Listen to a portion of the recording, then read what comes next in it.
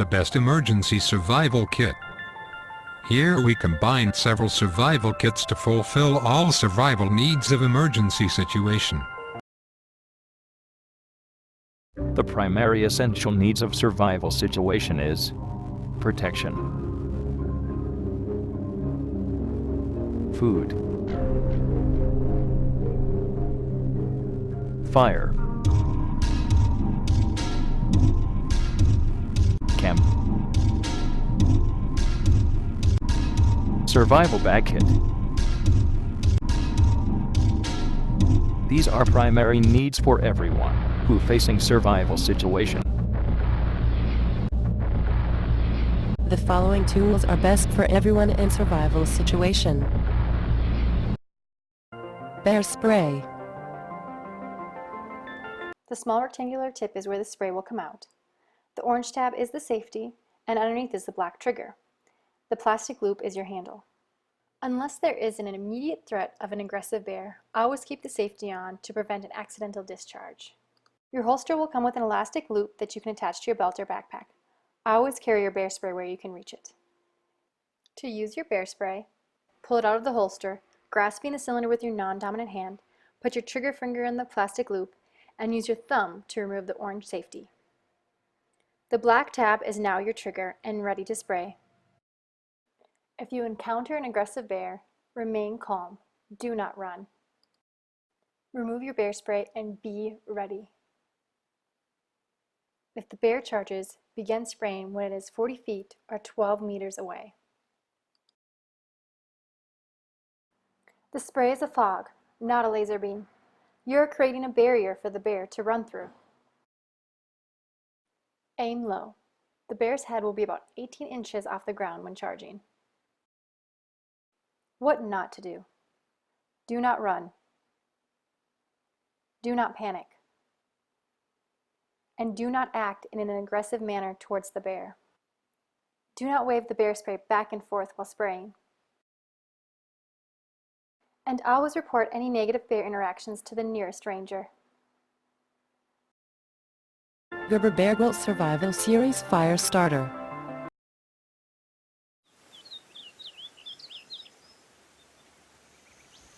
And this is my fire starter tool, and it's small, it's compact, and it will give you years of use. And starting fires in the wild can be hard if you haven't got the right kit. And all this is, snap locks open, watertight, and then it's got a striker, and then the fire steel.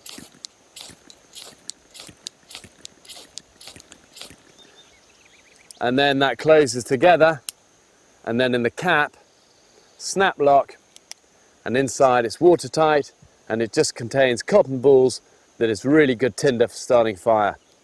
And then on the lanyard again is a whistle. Super useful tool, trust me. Best Survival and Fishing Kit, Compact Pocket Fishing Kit. This little item over here is, I think a nice little combination kit, and in my opinion, it's pretty logical and makes sense. I think there's a couple of things that are missing from it, but I'd be interested to get your feedback on that. So to start off with, there's a little case over here, and this case is really well constructed. It's got a thick element to it and a kind of thinner side to it, which is nice. So it's kind of breaks into a kind of thin area here and a thick area over here, so it creates some sort of nice organisational compartments. The item is only basically 4.5 inches in width, or 11 centimetres, and basically about sort of kind of 3.5 inches, or about 90 millimetres, and roughly about an inch deep, or 25 millimetres. So this is a really easy lightweight item. You can easily put it into your back pocket without any much hassle. It's really very light, so for what it is, it's extremely sort of micronised, well organised, and sort of kind of fairly comprehensive. So anyway, before I sort of dive into the actual box itself, he starts off by providing us with this kind of solar torch over here. So this one is it's a really nice bit of kit over here. It's got basically highly well constructed sort of carabiner kind of clip system. It relies on obviously solar energy, so you're not reliant on batteries and such like that. The lenses at the front are reasonable. It probably gives you about roughly 10 luminances or around that anyway. 8 to 10 is probably a fair range over there, and quite a nice little torch. So it's good to have something that is light, easy to carry. You can clip it onto your backpack, or you can keep it on over here. And just that I guess that removal of reliance on batteries in an outdoor situation or survival situation is really very important. So let's look at the actual fishing kit and case itself. The case opens up, and effectively it's kind of broken up into two sides. One is your kind of food gathering side on the right over here, and he starts off by basically providing us with kind of 3 loads of fishing line, going from really kind of heavy gauge fishing line over here, and you roughly got about 20 to 30 metres on each one of these spools, to the really lightweight ones over here, which has got about 50 metres, and this medium one here is about 30 metres, give or take, and then moves on kind of very quickly to provide us with a range of kind of smaller hooks over here like that. And small hooks are important to have because you can catch big fish with small hooks. But you can't catch small fish with big hooks, so it's a good starting place, definitely. And then sort of moves on to provides us with medium-sized hooks, then into the larger ones. Now, in regards to weights and stuff like that, he's very, really cleverly kind of chosen these clippable, basically leaded ball pellets. And the reason why these are good from a survival situation is that not only are they easy to utilise and apply, but if you've got a sling or a Ranger band, then you can use them as shot within that, and that sort of makes a lot of sense from there. So you can put more shot in there too, which is great. Now, saying that, he's given us a little bit more, and the smaller, basically lead weights, but really, I think they're sufficient in their own right. Really, what I like about this system over here is the redundancy that's being provided on the fire lighting as well as the torchlight side. So, as you had seen before, you'd already given us a torch that wasn't reliant on batteries, that solar torch over there. So I'll go back to the torches, but I'll touch on the fire lighting stuff over here. And he's given us a 4-inch ferrocerium rod, which will really kind of last us a day and a bit. To complement that, because you always need a bit of dry kindling to help that spark going. He's also provided us with some twine over here, just some natural twine that you can sort of break up off, and you can make that into that kind of kindling, which is important. And he's given us another flame source as well, so instead of a spark, he's given us a flame, and it's very handy to have that big lighter. This Durex over here is this latex condom is kind of really a backup as a kind of water carrying source. So that's kind of handy to have, but obviously you'd want your own steel canteen along with you. What this kit doesn't come with is a knife. So if you it's really kind of expected that you would most likely carry this kit in your pocket like that, and you'd have your own sort of belt clip knife or a folding knife that you would take along with that. And in that case, this becomes more comprehensive survival/fishing kit. What he's also included over here is a button navigation compass, which is handy because obviously if you need to get some directions, that's kind of good. And obviously a thermometer too, which I think that most people sort of kind of understate. So when you're out there and you're becoming fatigued, as an example, having an idea of the actual air and ambient temperature is really good, because sometimes you may think the climate's a lot colder, and that's just your body kind of running down. So it's nice to have a gauge of what is the real temperature around you. In regards to lighting, he's provided us actually two additional sources of lighting, starting with this really high-powered micro light. This micro light is amazing. Basically, it's 18 lumens. It's got 3 little batteries in here that will last up to 50 hours, so that's a really long runtime considering the power output on that. And it's got a 2.4 metre throw, so this little thing will light up an area quite considerably. So that's a great little torch to have, but I'd kind of leave that in reserve unless you needed to use it, and I would be more reliant on obviously the solar torch until you really needed it. Now, in regards to signalling, he's provided us another whistle. a whistle, and there's a lot of whistles out there on the market, and there's only sort of two whistles in my opinion that work really well. One is the jet scream whistle, and this whistle over here. This is just a little tin flute whistle, and it's got a really high pitch. So you find that some of those water-based ones with the double flutes with them and stuff like that, they just don't seem to have that higher peak. In my opinion, this is probably one of the cheaper but more effective whistles on the market, bar the jet scream. The jet scream is certainly the probably best whistle that you can get. And then also what he's provided is basically this little 3-in-1 lighting system, where not only do you get a laser light, and if you are verbally or vocally incapacitated, this actually can be used as a signalling device as well. So that little laser will run up to about 50 metres. So it's quite a powerful little item. I'm really kind of surprised at it. Saying that, yeah, there's actually a torchlight or two torchlights there. That's a UV version, and then you've got a natural or normal light version there. So you really kind of got three sources of lighting. And I think that's a really kind of clever little inclusion to be in part of the survival kit. I think what's probably missing from this, to be fair, is maybe some chlorinated tablets or some iodine tablets for water purifications, and I think you could probably find room to fit that into the system. Pocket Hunter Kit.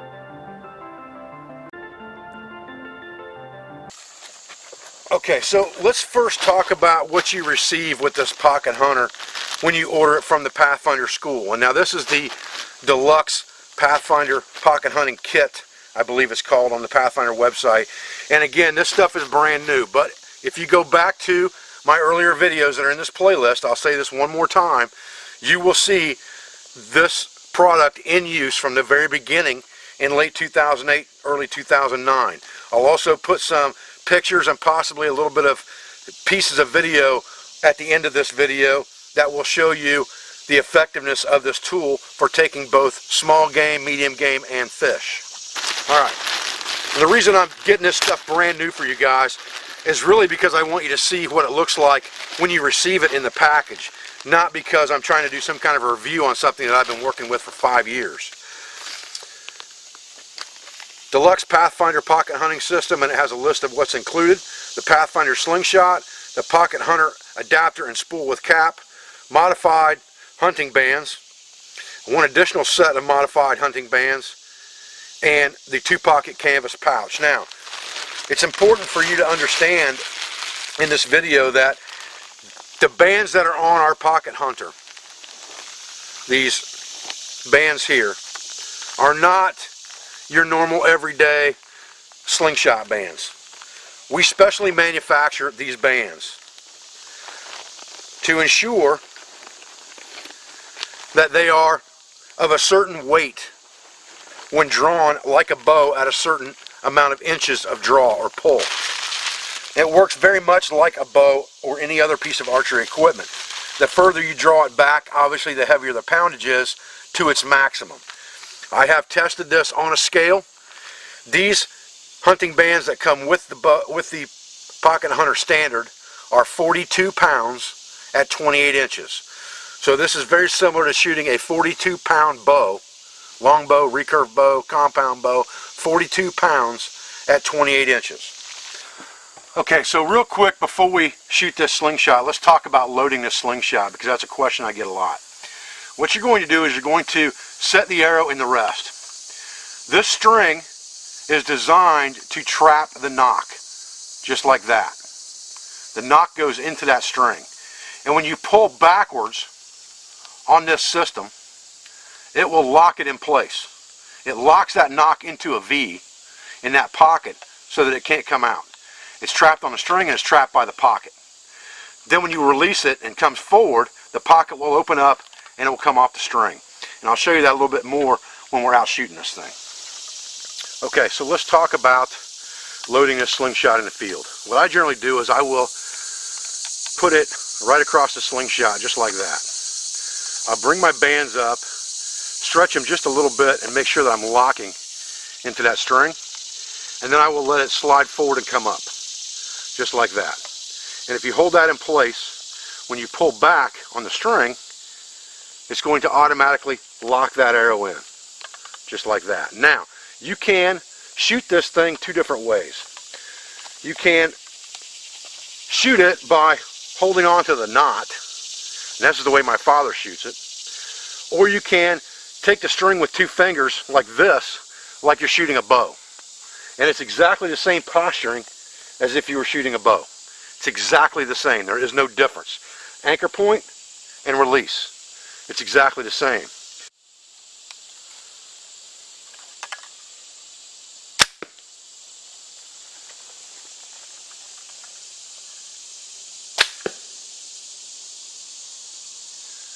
This arrow's been chronographed at 115 feet per second at a professional archery range.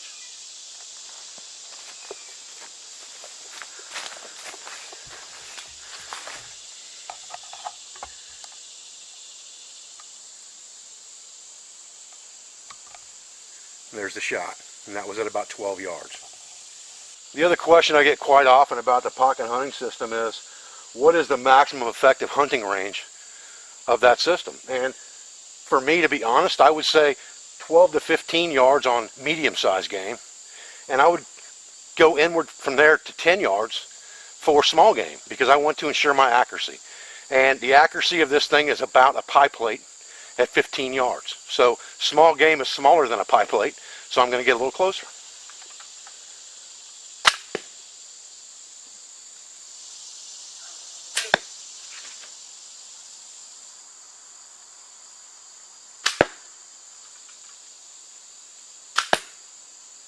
There's no difference with the pocket hunter than there is with a bow.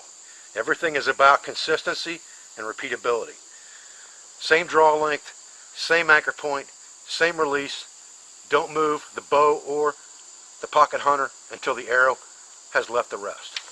Okay folks, the other thing I want to do real quick, because we're featuring the 3-piece takedown arrows in this video as well, and we talked about the ability to shoot these from a bow so that you don't have to buy two different types of arrows for your pocket hunter. These can be shot just as easily through your bow as they can the pocket hunter. And I've got my Pathfinder bow, Pathfinder longbow here by Two Tracks Bows out of Michigan. This bow is 50 pounds at 28 inches, so it's heavier than the pocket hunter. And I want to show you what the accuracy of these arrows are out of it.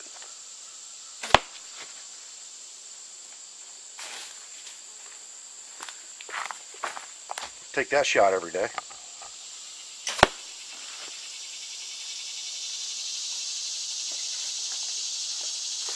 Nothing wrong with that shot. I thank you guys for joining me for this video today. I thank you for making the dream of the pocket hunter come true for myself, for my family, for the Pathfinder store and Pathfinder school. I thank you for all your support over the years, for everything that you do for us, for my school, for my family, for all my instructors, supporters, and friends. And I'll be back with another video as soon as I can, guys. Thanks.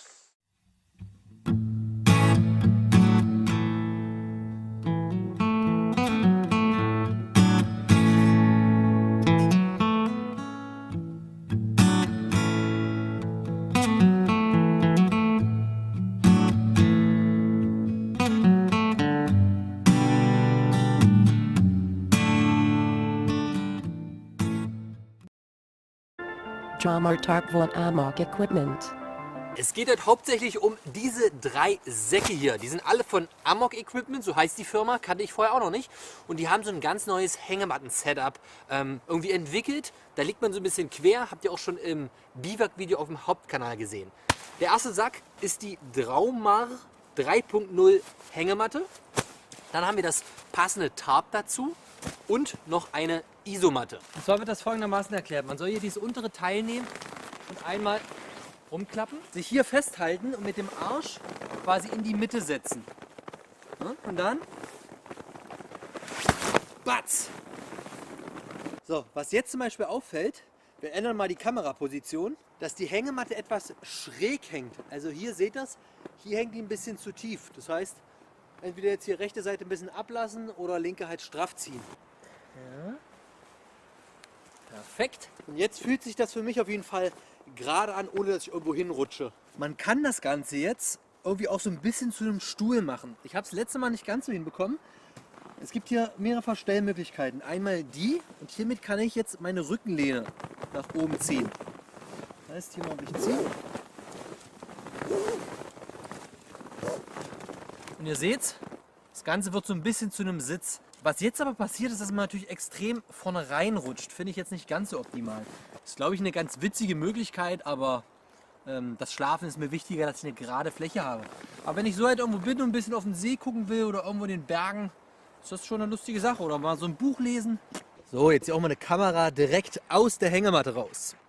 Kann ich euch nämlich noch ein paar Features zeigen. Wir haben an den Seiten so kleine Netztaschen. Also man kriegt ja auch wirklich richtig gut was rein. Essen, Trinken, Kopflampe, aber auch die Kamera nachts. Und auf der anderen Seite ist ebenfalls nochmal so eine Tasche. Auf der rechten Seite ist oben auch nochmal ein Netzbeutel, auch nochmal ein Karabiner. Auch hier kriegt man gut was rein. Und man kann auch unter diese Sachen, hier unter diese Riemen, sehr gut irgendwie eine Jacke verstauen oder ein Kopfkissen oder ähnliches. Habe ich auch schon öfter gemacht. Und hier oben haben wir jetzt nämlich was Besonderes. Das habe ich schon eingehakt. Das ist eigentlich komplett in dieser Tasche drin. Ein Moskitonetz. Holen wir das Ganze mal raus.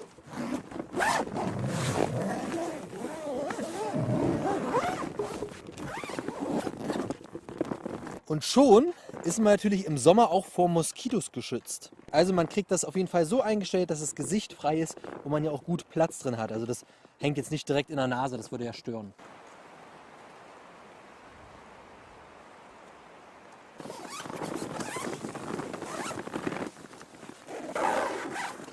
Karabiner kann man gleich drin lassen oder rausmachen. Knäut das Ganze zusammen, packt sie unten in die Tasche rein. Ihr habt ja schon gesehen, hier oben ist eine fertig vorinstallierte Ridgeline dran. Das heißt, auch hier kann man mit Karabiner irgendwie noch eine kleine Laterne einhängen. Und was auch sehr cool ist, seine Schuhe. Das heißt, ihr geht hier rein, zieht die Schuhe aus, klickt die hier rein mit dem Karabiner oder ihr bindet sie einfach fest. Und somit sind die ganz entspannt hier oben und stehen nicht irgendwie unten im Dreck rum, kein Viehzeug kann rein. Das ist auf jeden Fall auch eine gute Sache. Der große Unterschied zu normalen Hängematten ist ja diese Schlafposition, die um 90 Grad gedreht ist. Also keine Banane, sondern, keine Ahnung, ein Ahornblatt, wie auch immer man das Ganze nennt. Dadurch hat man viel mehr Platz, man wird nicht so ummantelt und man kann auch ganz entspannt auf der Seite schlafen.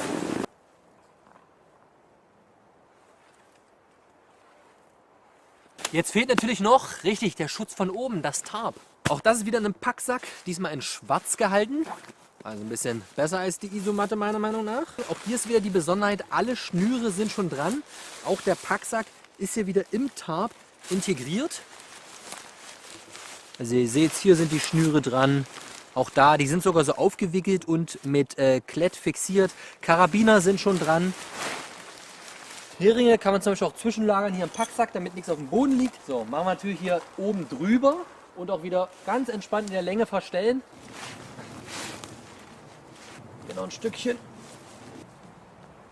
So, und hier seht ihr jetzt schon, wie quasi der Stock hier in das Tarp reindrückt. Und wenn der jetzt halt spitz ist oder Kanten hat, dann haben wir ein Problem. Jetzt seid ihr schön geschützt. Jetzt habt ihr einen herrlichen Blick nach vorne. Müsst ihr euch nur was suchen, was schön aussieht, ne?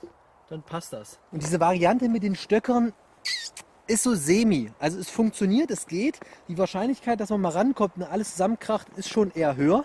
Es fehlt vorne echt wirklich so eine kleine Lasche, wo man einfach mit so einer Spitze durch könnte, wie das bei Tarps ist. Das ist hier leider nicht. Ich würde es tatsächlich eher so wählen, dass ich ein Stück Paracord mal mitnehme. So habe ich es auch letztes Mal gemacht und dann zu anderen Bäumen in der Umgebung abspanne. Das finde ich immer noch ein bisschen die bessere Lösung. Urban Survival Kit, Bug Out Bag Tusk. Hi everybody, this is Chris from the Bug Out Bag Guide. I'm here today with Roman and Fabian of Ready to Go Survival. We're coming to you from 5 Points in Queens, New York, and we're here to share with you a project we've been working on the last few months. We call this the Ultimate Urban Survival Kit. We've been hard at work putting our heads together, and we're excited to share it with you today. So tell me a little bit about Ready to Go Survival. Back in 2012, right after Hurricane Sandy happened, Fabian and I did recognize that the city was highly unprepared, and we decided to put our skills together, me being a former EMT, Fabian an emergency disaster responder with the Red Cross, in order to create a comprehensive, practical, and yet realistic survival kit that somebody could use in case of emergency. If something were to happen in their neighborhood, any type of flood or a disaster or, God forbid, terrorist attack or anything else. It covers many bases. So what do you focus on with the bags that you make? We specialize in customizable survival kits, and we concentrate on providing the highest quality field-tested gear possible to ensure our customers get the best value for the most comprehensive kit available.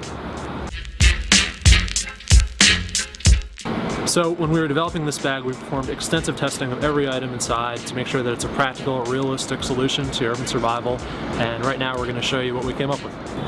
So first, let's start off with the actual bag. It is from Rothco. It's made out of 900 denier polyester fabric. It's got ample room in it, so it fits all the Tusk items, along with your personal items such as cash, clothing, and documents. And it's got a very thin profile, so when you're on the move, it won't get snagged up. Here we have the food and water section of the Tusk bag. We've developed this 4-item system to have everything that you need, hydration and fuel-wise, to keep yourself going under hard-use conditions. It's centered around the 70-ounce mil-spec antidote reservoir from Camelback. Camelbacks are awesome. It distributes the weight well and it carries a ton of water. We have Chlorflock tablets so that you can scavenge water on the way without getting sick. We have this water bottle that enables you to boil water if you're running a Chlorflock. And then rations to keep you fueled. This is a 2,400 calorie ration pack that will give you enough energy to keep moving as you need to. All right, now for the first aid items. I'm gonna start off with ThyroSafe potassium iodide tablets, great for blocking your thyroid in radioactive conditions. And we also have the lightweight first aid kit that has all the essentials you need for light to medium trauma. That includes gauze, bandages, and other medications as well. Here we have our fire component of the Tusk bag. We have 2 lighters here, which should last you more than a month in addition to stormproof matches. These things are nearly indestructible once you light them. Just keep going. Water. Just keep going. Cover all your basic fire needs. All right, now for the tools. Start off the multi-tool. It's got everything you need over here. It's very lightweight, very compact, very useful. It's got a plier, knife, scissor, screwdrivers, good for all types of stuff around the house. Nebo Redline flashlight, 220 lumens. And then the steel detachable eating utensil. Open it up. You got a knife, fork, and a spoon. Here we have the shelter components of the Ultimate Urban Survival Kit, the Tusk bag that we developed. These are designed to work together to keep you warm and dry while you're on the move. We have our emergency blanket that will obviously keep you warm, as well as can be used for signaling. We have our tube tent for an instant-up shelter. We have a poncho to keep you dry, which can also be worn over the actual Tusk bag itself while you're wearing it. And then we have our duct tape, 10 zip ties, and 100 feet of paracord that can be used to repair gear, can be used to build a shelter out of scavenged materials, and just keep you moving as you go. Now for self-protection and breaching, the SPAX tool has a gas main tool on here, a fire hydrant tool, a breaking and entering pry bar, and chopping abilities.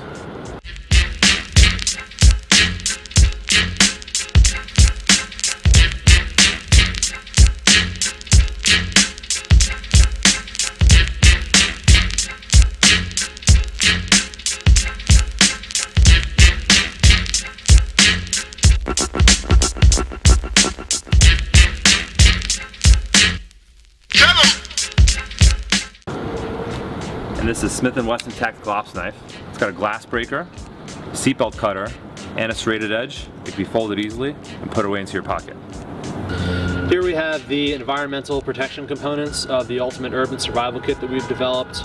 First, here we have our N95 rated masks to protect you against any airborne particles. We have our Mechanics Mil-Spec gloves to protect your hands if you have to clear debris, glass, rebar, keep you going. We have our earplugs to keep your ears sound. And then lastly, the UVX goggles to protect your eyes from any flying materials. So all this is basically put together so that you can keep moving without getting an injury while you're bugging out. All right, so now for the communication items. Just to start off, we have a storm whistle over here. Great for signaling. If you got to contact somebody across town, blow into this thing, it's really loud. Then we have the Duracell batteries. These are good for the flashlight, and you could also use them for barter, just in case you have some other gear. And then the FRX2 Eton radio. This thing's great. It's got solar capabilities, it's got a crank, and you can also charge any smartphone with it, including iPhone and Android, and listen in on NOAA broadcasts to see what the government's up to, or just get a general idea of what's going on around you in an emergency situation.